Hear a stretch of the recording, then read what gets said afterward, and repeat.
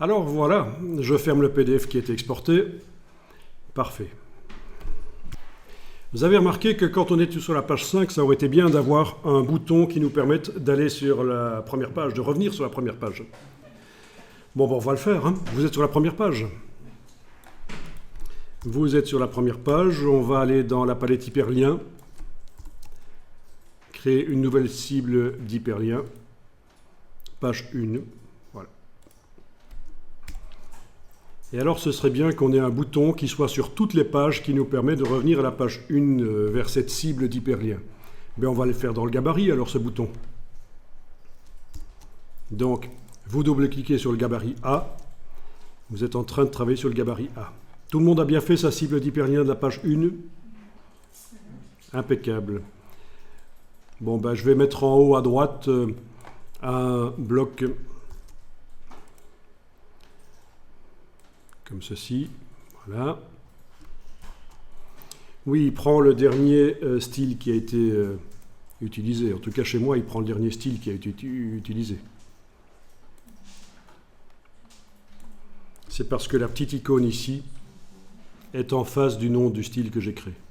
Ça peut se déplacer d'un style à l'autre, cette icône. Hein. Vous décidez, tiens, quand j'utilise cet outil-là, quel est le style qui est utilisé, qui est appliqué d'office à l'objet créé par cet outil-là. Donc c'est bien, ce style-là, pour l'instant, c'est bien. Bon, on va faire un triangle pour faire une icône de petite maison.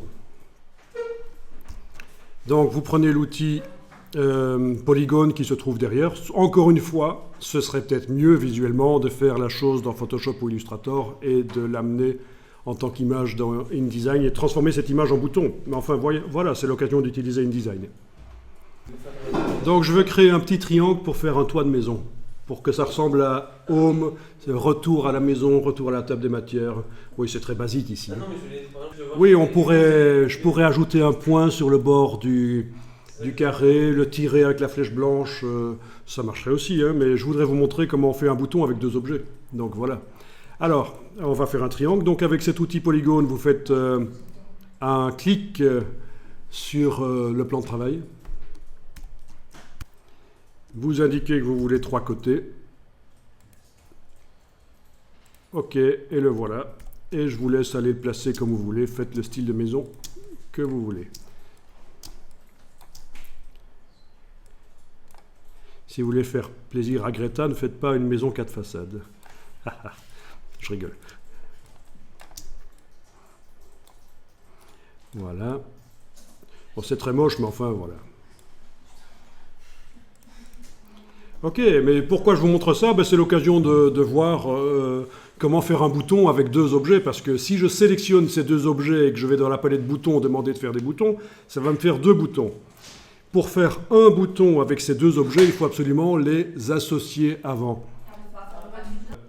Ça, on pourrait faire un Pathfinder, ça permettrait d'associer en quelque sorte aussi, mais c'est pas plus mal de faire un groupé. Je sélectionne les 2 objets, objet associé. Voilà, c'est un groupe. Et du coup, quand je vais dans la palette boutons, si je fais un bouton, ça va être un seul bouton. Voilà.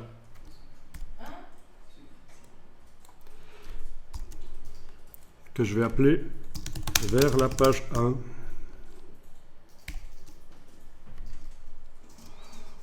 Et au niveau de l'action, accéder à la cible, page 1. Voilà.